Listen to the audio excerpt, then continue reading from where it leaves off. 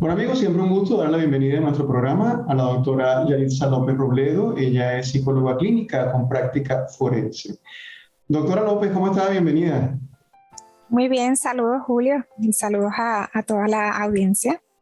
Doctora, hace un tiempo salieron unas noticias relacionadas a unas conductas claramente, yo diría, violentas, mostrando cierta agresividad, no solamente a nivel de conducta, sino también verbal, de unos niños, yo digo niños, eran jóvenes, adolescentes de temprana edad, en su ámbito escolar. Y esto me parece bien preocupante. ¿Usted piensa que las conductas agresivas o violentas se están haciendo presentes en esta población de jóvenes?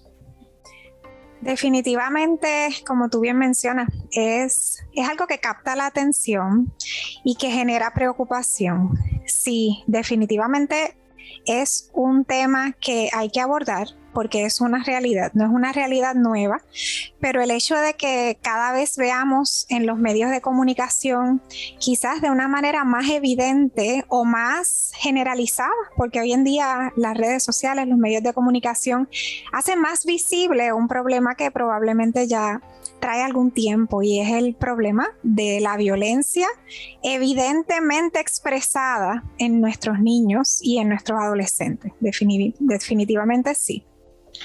Doctora, ahora que usted dice abiertamente expresada, eso me lleva a pensar y a pedir su opinión sobre la expresión de emociones. Es decir, podríamos pensar que en lugar de llevar, por ejemplo, una discusión o un planteamiento, una diferencia a través de la palabra, discutir, ¿podría ser la conducta un sustituto de la palabra, por ejemplo?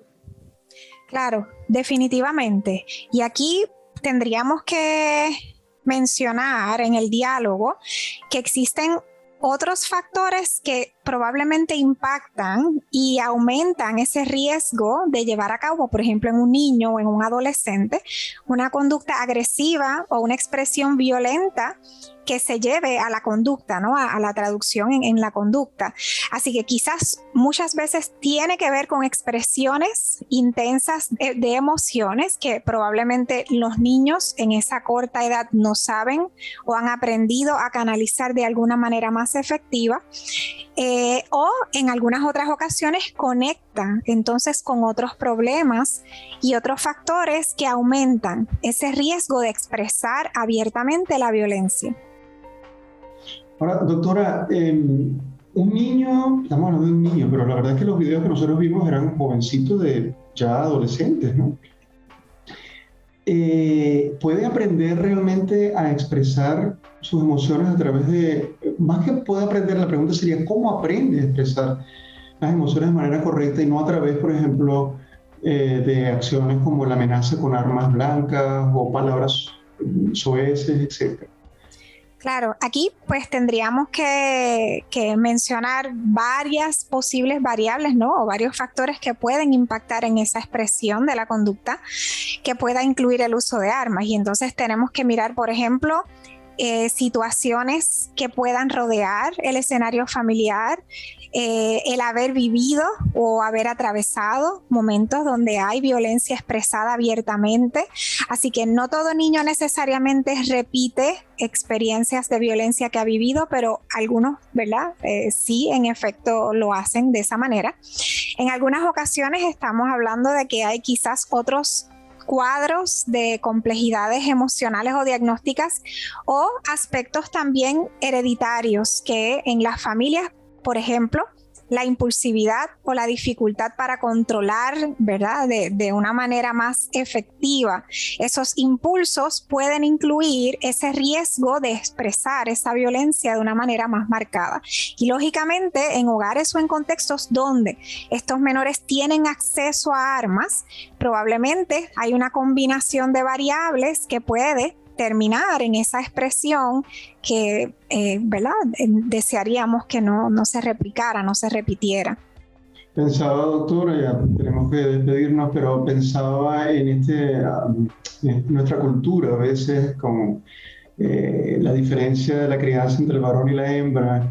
Y usted mencionó algo muy importante, la posesión de armas dentro del hogar y quizás algunos padres, con los varones particularmente, bueno, tienes que desde el principio aprender a usar las armas. Un niño no está en posibilidad todavía, ni siquiera desarrollo cognitivo para que realmente pueda, con responsabilidad, usar un arma de fuego, ni arma blanca, ni ningún arma realmente.